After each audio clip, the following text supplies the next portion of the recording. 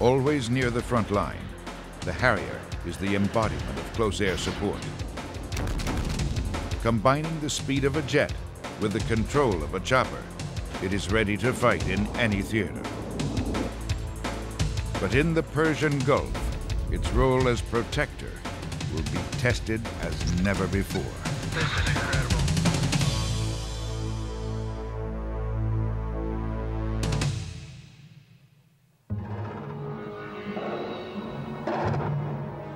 The Persian Gulf War, the Allied air assault of Iraq, enters its third week.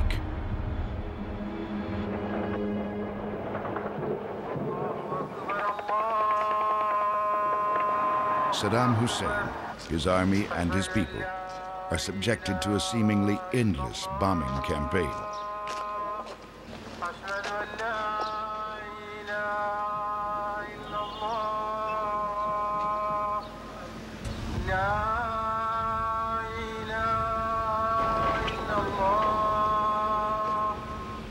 The time has come to draw blood, American blood. نريد السلام من ذلك أن يجدد أحزان أمريكا. The Iraqis attack in 3 places. One is Al-Kafji, a border town in Saudi Arabia. The Battle of Kafji turned out to be a very interesting situation. There are a couple of theories. One is that Kafji was a main attack. In other words, a major effort by Saddam Hussein to attack into Saudi Arabia and to disrupt the buildup of American forces. The second is that it was some kind of probing attack for less important reasons than the commitment of troops to a main attack. I think over time I've come to believe that it probably was a major attack on his part.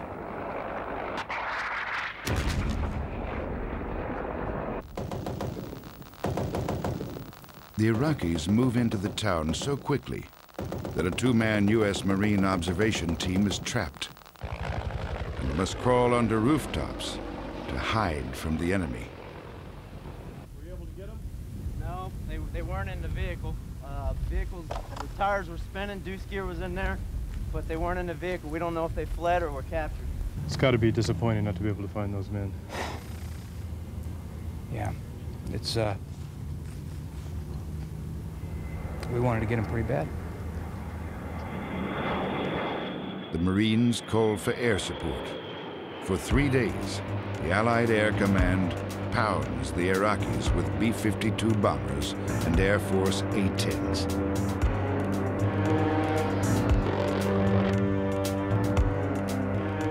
There is another plane in this fight, the Harrier. And when the Marines need close air support, or CAS, they want a U.S. Marine in the cockpit. During the war, there were more than 3,300 sorties by the AV-8B Marine Corps attack jet, an average of 2 a day for the 86 airplanes in theater.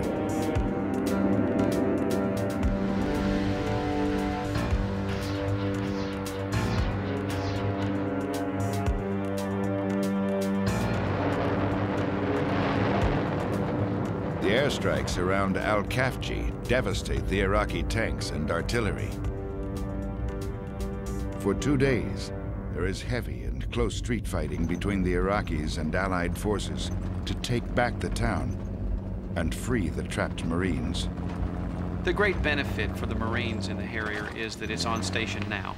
It is close to the battle line, minutes away instead of hours away. It's able to be there when you need it. And that's the Marine philosophy, is get the grunts on the front lines now. And those guys in the cockpits are grunts. You know, they understand the mentality of being close and being available. Throughout the war, the Harriers are based in 2 locations. One, a soccer stadium in Saudi Arabia, hastily converted to accommodate the Harriers and support troops. The Harriers are based so close to the fighting that they never require aerial refueling. Astro Center, Stone 1-2, establish Angel 7. Harriers are also aboard ships sailing in the Persian Gulf.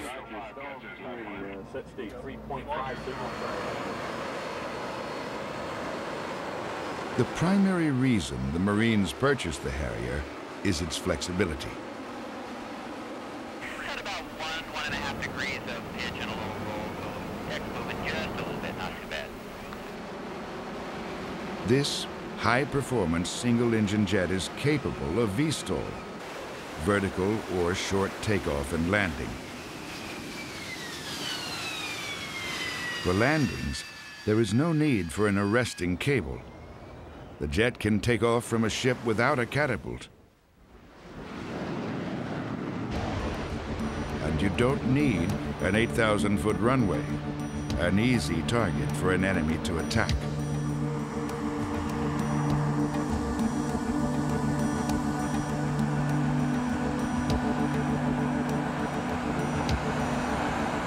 It is the jet that dazzles the airshow crowd.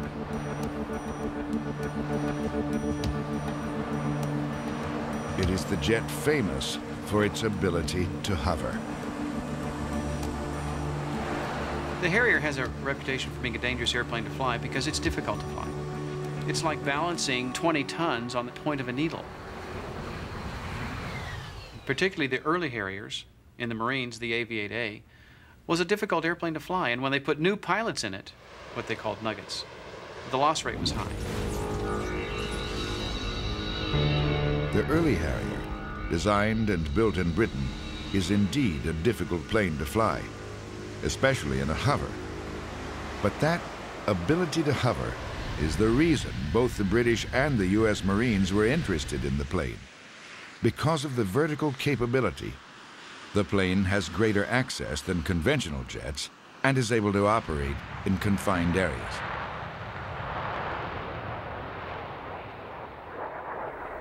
Marine Corps' mission remains what it has been for the last several decades, and that is to be the nation's force in readiness. We're the 911 force. When you call, we have the capability to respond anywhere around the world, and that's the way we tailor ourselves, and that's what we train for. Today's Harrier pilots train with the Marine Expeditionary Unit, an armada with troops, tanks, and artillery. They sail for 6 months at a time into the world's hotspots. The mission is simple: be close and be ready to go ashore and fight.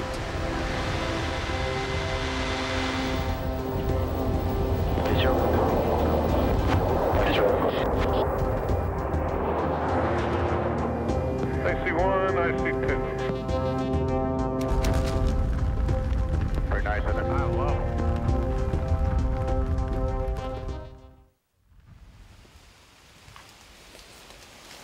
Quantico, Virginia. All Marine officers have to pass this way. They spend 6 months here at the basic school learning the life of the rifleman, learning the life of the grunt.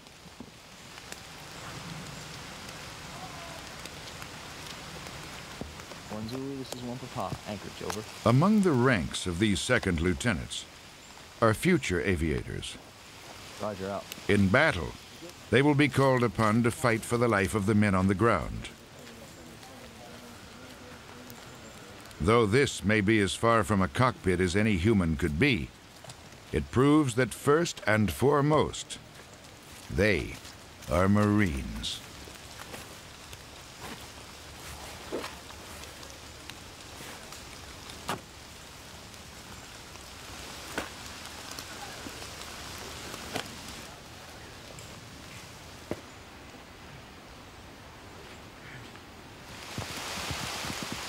These lieutenants are cold, wet, and hungry.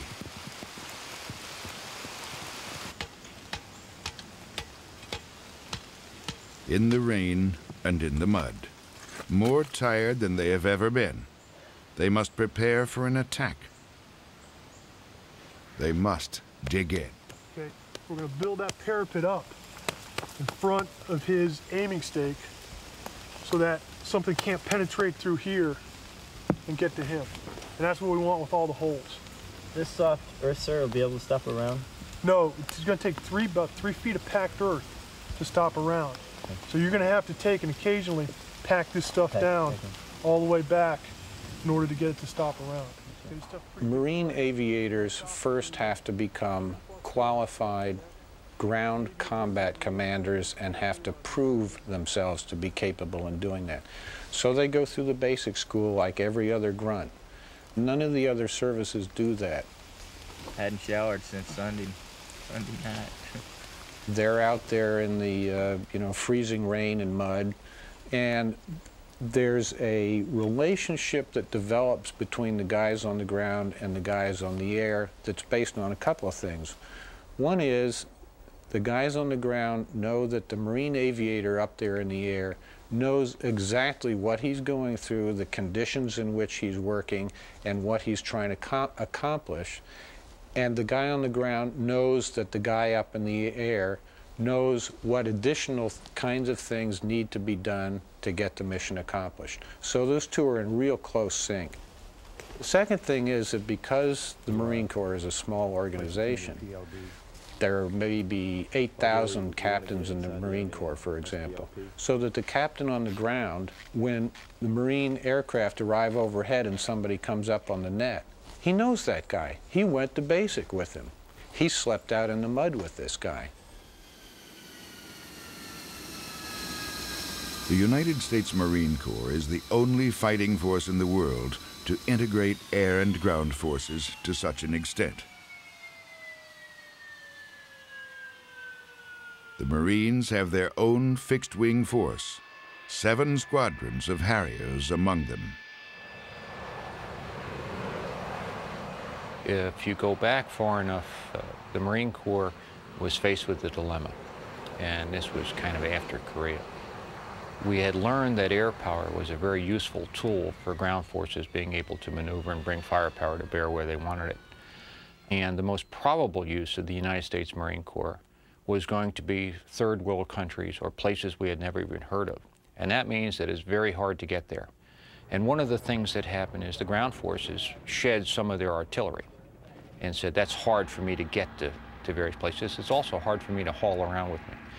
But if aviation can provide the firepower that the artillery used to, then I'm free to maneuver in a lot more free fashion. We took that up. We said, we'll do that.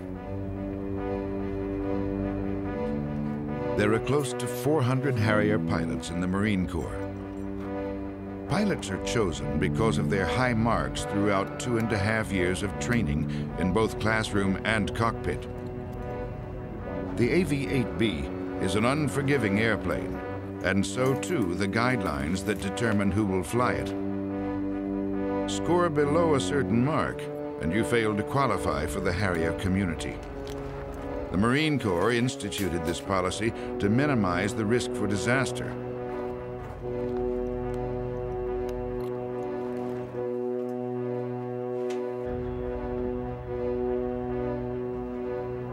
Detachments of Harrier squadrons are deployed at various places around the world. That's all there is to it. The Marines are the only armed force in the United States to fly the AV-8B. Italy and Spain have added the Harrier to their arsenals.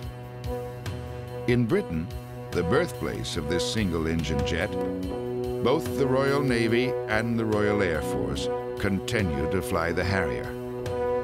The heart of the plane, and what makes it unique, is the center-borne engine, which is capable of 23,000 pounds of thrust. The AV-8 is powered by the Rolls-Royce F402 RR408 engine, affectionately known as the Pegasus engine. The intake is a very large intake to take in a large volume of air, especially during the vertical and short takeoff evolutions of the aircraft. To augment the large intake, we have auxiliary air doors, which are open during slow-speed flight and hovering flight. and they go around the circumference around the intake. For high-speed flight, the fan obviously has to bend a lot of air around to get to the engine face. We have what's known as boundary layer doors. They pull off the boundary layer door and allow a smooth flow of air to the face of the fan.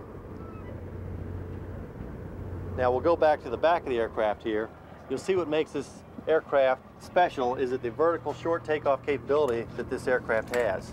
We have 4 nozzles, 2 on each side. Towards the back is the hot nozzle. The temperatures of the hot air come out as hot as 800 degrees Celsius. This does create some bit of a problem if we have to land on asphalt. Up front is the ducted fan air. The nozzles would rotate down, and that allows the aircraft to hover and vertical takeoff, vertical landing. They all work together, and they're all worked through in one lever in the cockpit, selectable. It's just adjacent to the throttle. Pilot selectable, and they're not computer controlled.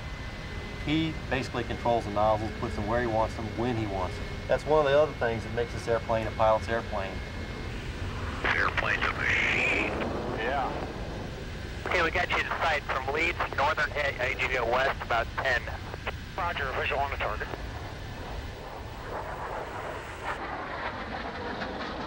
Yeah, I like that one better.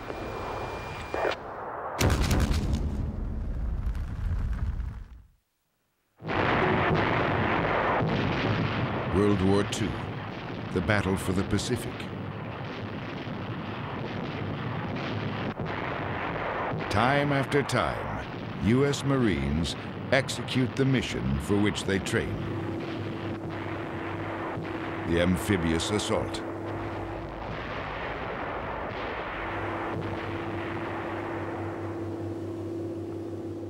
They wade ashore and fight at places like Tarawa, Saipan,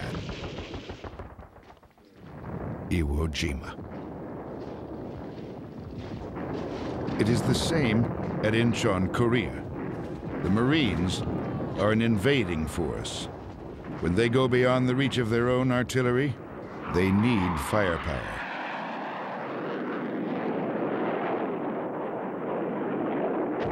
That is the mission of Marine Air. Thus, the mission of the Harrier. It is an airborne artillery battery. But that was not the mission the designers had in mind. The airplane was originally developed as a nuclear strike airplane. It was not designed as a close air support airplane. The airplane was designed to carry a single nuclear weapon in a tactical environment where all the airfields had been bombed and you had no place to fly airplanes, but you could fly them off roads, out of forest glens, and other places. Well, that mission never happened, so we had to turn them into close air support airplanes, fighter bombers.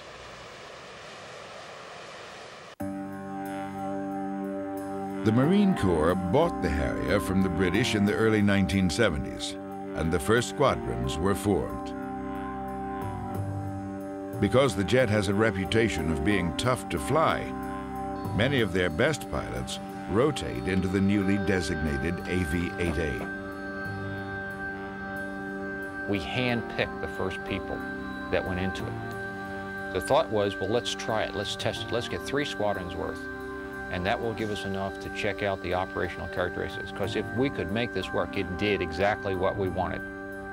At the end of 3 years and no accidents, the system came back and said, you guys must have been wrong. It can't be hard to fly. Look, this is wonderful. And so instead of gradually introducing different people to it, they just opened up the floodgates. And within the next 6 weeks, we had crashed 3 airplanes and killed 2 people.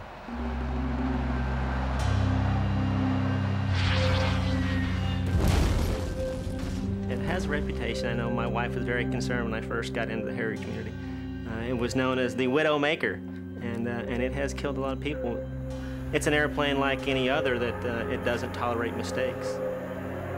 And they found really they needed a pilot with a lot of jet time, a lot of high performance, high speed time, so that his brain was up and moving all the time. And they finally made an issue out of it, not assigning nuggets to Harrier squadrons, and the loss rate went down.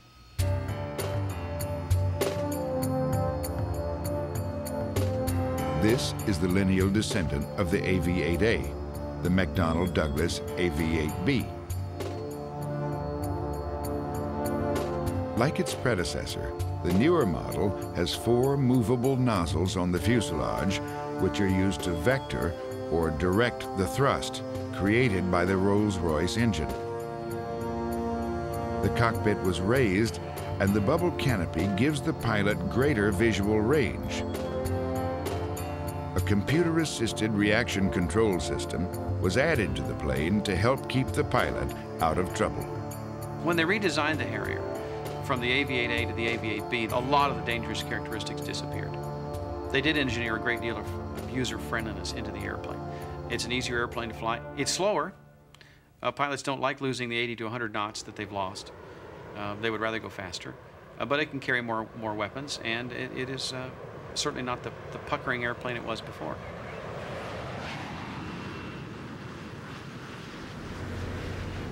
Now, the way the Harrier works is the reaction control system essentially balances the thrust vector, which is right through the center of the aircraft. Now, if you think about it, it's all this thrust, it's kind of like balancing on the head of a needle. Well, the way we balance that is we have reaction control air coming out of the wingtip, left side, right side, the nose, and the tail. Those are all interconnected and controlled by the stick and the rudders. For instance, if a pilot wanted to roll the aircraft to the left, he'd move the stick to the left. What would happen is air would come out of the bottom of the right wing, starting a rolling movement. Same thing holds true with the nose of the airplane. He wants to raise the nose, pulls back with the stick, which is natural for a pilot. Then the puffer duct in front of the airplane opens up, air blows down, and the nose is then picked up.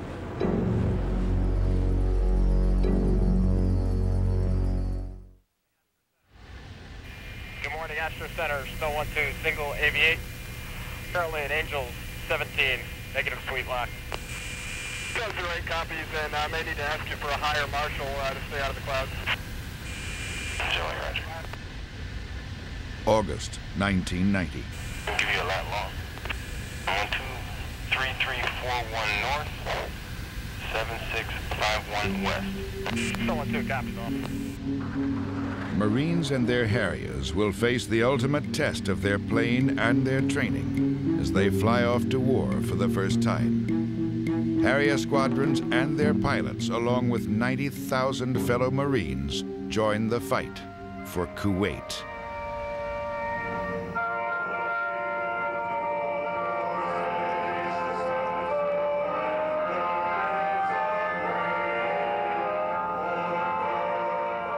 Harrier pilots in the Gulf are told they won't play a role until the ground war begins.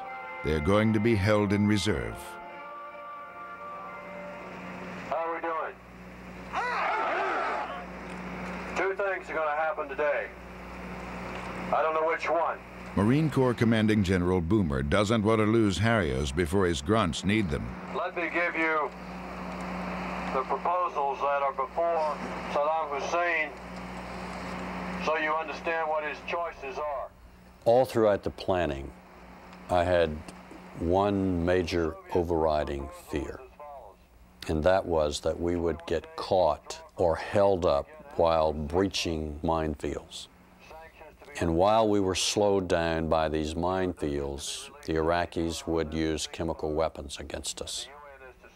And those chemical weapons would be fired by Iraqi artillery pieces. So my main concern was to get rid of the artillery, because my nightmare, so to speak, was being caught there and subjected to chemical weapons. So whenever I talked to our pilots, I tried to stress to them, look, taking out tanks may be a little more fun and it may be sexy, but get the artillery. We'll deal with the tanks. We can handle the tanks. What we are less prepared to deal with are chemical weapons, and they're going to be delivered by artillery, so you get the artillery.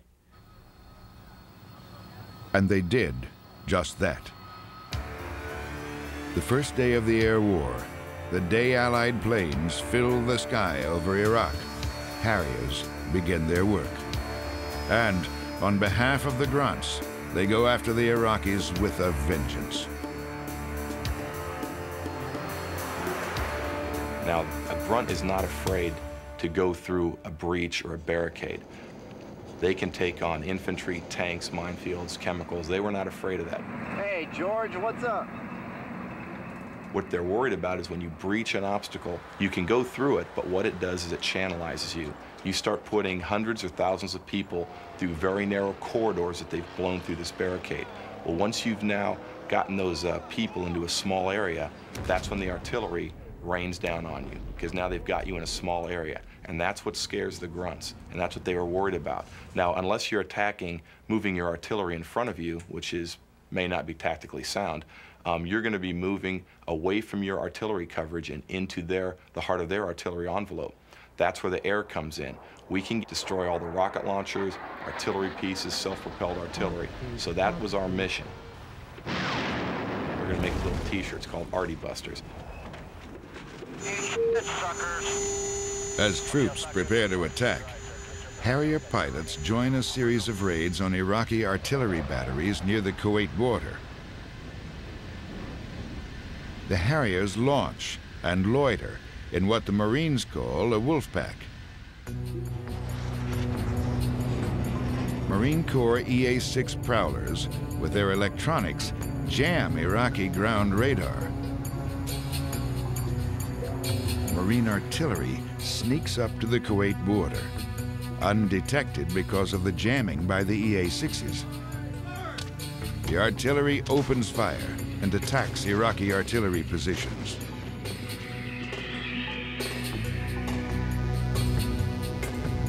The jamming halts long enough for the Iraqis to locate the now withdrawing U.S. artillery. The Iraqis attack, firing their guns. And those muzzle flashes are seen by a Marine pilot in his FA-18D, who directs the Harriers onto the enemy guns. Okay, I see where lead fits were, and I'm following kind of a dark road to the west, inland. Roger. About 5 miles from the target. The goal of the mission is not just to destroy enemy artillery, but his morale as well. To let the Iraqi soldier know that every time he fires his artillery, an Allied airplane will attack within seconds. While the Harrier is capable of dropping TV and laser-guided or smart bombs, in the Gulf, the cluster bomb, or CBU, is the weapon favored by the Marine Corps. They drop more of these than all services combined.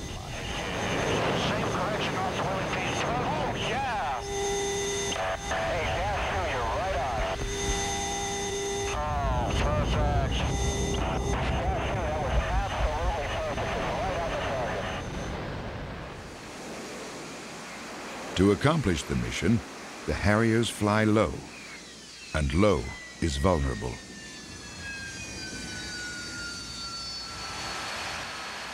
The Harrier has one engine. Knock it out, and most likely, the plane is lost.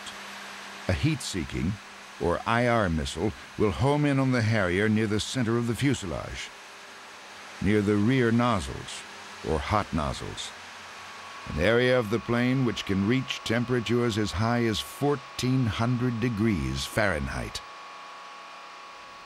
We learned a few things out of it. We used to think that if you went 450 knots or above, you didn't have to worry about getting hit by an IR shoulder-mounted weapon. That's no longer true. Harrier pilots are hit hard in the Gulf by the heat-seeking missiles of the Iraqi forces. One is Captain Craig Berryman. I felt just a big thump on the side of the airplane and heard this huge explosion. The airplane went end over end. I started seeing the ground rushing up toward me, and I'm thinking I'm going to have to make a decision here pretty quick as to whether I'm going to punch out of the airplane or whether I'm going to just stay with it. Now, the reason I had to make that decision is because our intel guys had given us some pretty graphic briefings as to what the Iraqis were doing to some of the Kuwaiti resistance folks, and it was not pretty. I didn't want that to happen to me. So I thought, well, maybe I'll just ride this airplane in. And the more I thought about it as I'm coming down in the airplane, I said, well, that's kind of a stupid idea. Berryman ejects and watches his plane hit the deck and slam onto an Iraqi trench line. There was a sand dune probably a half a mile or so inland from me, and I figure if I can get over that sand dune, it'll give me a chance to pull out my survival radio, pull out my pistol, and come up with some sort of a evasion plan. As I start to run, I start seeing the sand flipping up around me as the Iraqis start shooting at me again. And I keep running, finally get to the sand dune, and just on the other side of the sand dune was an Iraqi armored personnel carrier rolling up that I hadn't seen, and I basically ran myself into another unit. In an instant, Berryman, the U.S. Marine Harrier pilot, becomes a trophy for the Iraqis, a prisoner of war. When you land and you find out, hey, one of the Harriers didn't come home, it kind of hits in that, hey, those sparkles you're seeing on the ground, they're actually shooting at us and they're trying to kill us. And then you find that, yes, they did get somebody. You take a moment to reflect on your comrade, but then you look at what you're doing. Are our tactics sound? Are we doing delivering our weapons properly? Are we doing our job right? And you kind of look over those, and you always learn from whether it's a mistake or a combat loss, whatever it may be. And once you do that, then you just press on. It was very sad to hear about Craig. We didn't know if he was alive or not. Berryman is taken to Baghdad, where other captured American pilots are held. As I'm sitting in this dark, damp, smelly cell, I can hear the Iraqis beating on a prisoner next to me, and that's probably the worst feeling I could ever imagine, just listening to somebody else being beaten, because you know that there's nothing that you can do to help them out. And probably the next worst thing is knowing that sooner or later your turn is going to come and they're going to come in and beat you. When they came into my cell, there was these two guys. One stood at the doorway holding a candle, and this other guy came over to me. And I was up in the corner of this little cell trying to protect my leg as best I could because I thought it was broken. And the first thing he did was he comes over, and he grabs me, pulls me out of the corner, and kicks me in the broken leg. And it was extremely painful.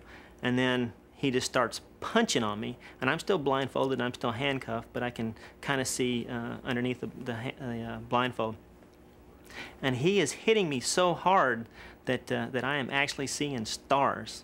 And I always thought that, you know, when you see the cartoon characters, when they get hit really hard, you see the stars going around their head. I always thought that was just a comical thing, but I was actually seeing stars. He was hitting me so hard.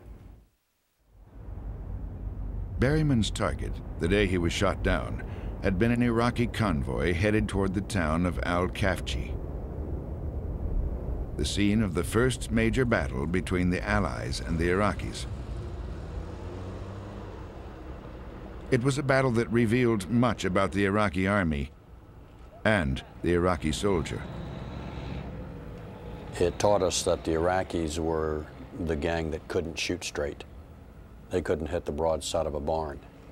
We learned they couldn't, to use American vernacular, shoot, move, and communicate at the same time, and you need to be able to do those things in order to conduct a successful attack. Perhaps the most important was that we learned if you bloodied their nose in round one, they did not want to come out for round two, that they just didn't have the fire in the belly for this fight. Saudi Arabia and the world have no argument with the people of Iraq. The people of Iraq are good. Saddam Hussein. The Iraqi troops do not have the fire in their bellies. They surrender in droves. However, Saddam is not simply going to walk out of Kuwait. The Allied invasion spans the Saudi border with Kuwait. The U.S. Marine Corps battle plan calls for a two-pronged attack to engage the enemy head-on. The United States Army will sweep in from the left behind the Iraqis and destroy the Republican Guard. But when the ground war is finally launched, the Marines move so swiftly that they serve as a piston, forcing the Iraqis north. The day that the ground war kicked off, I flew 4 missions throughout that day, the first day. And it was pretty interesting because initially early on, as we'd be flying up over the border, you could look down and you could see just lines of logistics and tanks and Marines getting ready to go through all the breaches. And by the time I came up for my second sortie, it looked like rat patrol hauling butt across the desert there. In a bid to blunt the Allied assault, the Iraqis torched the oil wells of Kuwait. But the winds shift, and the choking black smoke is blown into the faces of the Iraqis instead. The oil fires also make life difficult for the pilots. Right over that one. Pretty low. This is incredible. Is it? Yeah. I'll climb it back up. The smoke and the haze from all the oil fires, we had to get down below it. We're a visual bombing aircraft, so we really had no means to bomb otherwise without just simply dropping on a coordinate, and that's not very accurate. So we pressed down through the clouds, through the smoke, and once you're underneath, you're very vulnerable. It's pretty easy for a guy on the ground to pick up an aircraft that's silhouetted against a cloud cover. So that was a little bit uncomfortable feeling. Flying under the clouds becomes more than an uncomfortable feeling for Captain Scott Walsh. First thing I noticed was this huge explosion, the plane jerked, and I looked down and all my lights had lit up red. It looked like a Christmas tree in the cockpit. And getting the red lights is not good, especially the big one that says fire. And I looked over my shoulder, and it looked like a Roman candle coming out the wing. A nearby Marine in his FA-18 flies in close to help Walsh. There's not much you can do for a guy when he's on fire alone in a plane, but just having them coming up beside me and talking to me really gave me a lot of peace of mind and so on. And I thought about ejecting initially, but I remember my father had always told me, fuel burns and vapor explodes. Captain Walsh flies for 10 minutes on fire. I was trying to find a road. I thought, hey, I can land this plane anywhere. I fly a Harrier. So I talked to the F-18. I said, hey, how about this field in the central Kuwait that we had overrun? He said, yeah, I'll lead you over there. And I rolled in, tried to get my gear down, but it wouldn't come down. I tried the emergency system to blow them down. That didn't work. So I thought, well, I can do a vertical landing then. I tried to pull the nozzle lever in to get the nozzles to point down and get my thrust below me, but I think the missile had destroyed the right rear hot nozzle, so the 3 nozzles went down, 1 didn't. Gets the aircraft kind of squirrely in the air at that point, so I couldn't control it. And the general rule in the Harrier is if you move the nozzle lever and the plane does something funny, put it back where it was before. So I started thinking that, I may have to eject out of this aircraft. And you don't really want to ever do that because the plane's flying at this point. Right about the time we were talking about this, the hydraulics bled out completely, the stick froze up, and the nose pitched up and rolled uncontrollably, and the Hornet started yelling at me, hey, eject, eject, eject. So I said, hey, I'm getting out now, and I said something. Walsh briefed his squadron on what happened next. And then the frickin' parachute came out, and that was about the most violent thing was the opening shot, because you go from like 200 to 0 in about a second. And next thing I know, I'm seeing hey, I couldn't touch my toes right now, but I was touching them then because my hands and toes and head all went forward. And I saw just stars everywhere. It twisted, so the rises were shoving my head down. And as I was unraveling, I saw the plane hit up there, so a big orange fireball. I thought, well, that must be the plane, and whipped back around, and there's the field, and spun back around again. There's still the plane. And then it kind of stopped, and I thought about the procedures they tell us, check canopy. And I kind of sat there and thought, God, I hope it's good. I looked up, and there it was. I was like, yes, good canopy. So I kind of lifted my knees up, and as I pulled on the rise and tried to twist. Basically hit toes, knees, hips, shoulder, rolled on my back, thing dragged me a little bit, popped the risers, and hopped up. And Major Peters and the FAC, they thought I landed on my feet. They said it looked like you landed on your feet because as soon as it hit, you were running away. I said, no, I got hit and actually. Walsh is rescued by Marines. Berryman is not so lucky. The bombing of buildings in the enemy capital city by the Allied air forces almost kills him. The building in Baghdad, where Berryman and 12 other American prisoners are being held, makes it onto the target list of the Allied Air Command.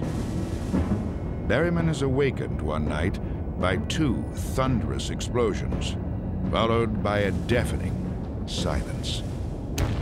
At about that time, somebody yells, incoming, and you start hearing this click, click, click, click, click, click. And what that was the fins to that laser-guided bomb as it was making its correction down that laser beam toward the target. That next bomb was supposed to come in center of the building, which where we all were. It was supposed to destroy the entire building. Fortunately, it went right over the top of the building, landed out in the parking lot. It exploded out in the parking lot, and this huge fireball came into the window where it had been and just went in the room and then sucked itself right back out. Just the most incredible thing I'd ever seen.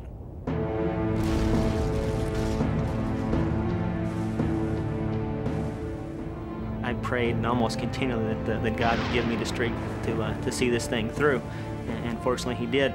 But the other thing that I kind of drew strength from was every night the Allies would come in and they would bomb Baghdad, and I knew that as long as they were bombing Baghdad, they were doing something to try to end this war and to try to get us out of there.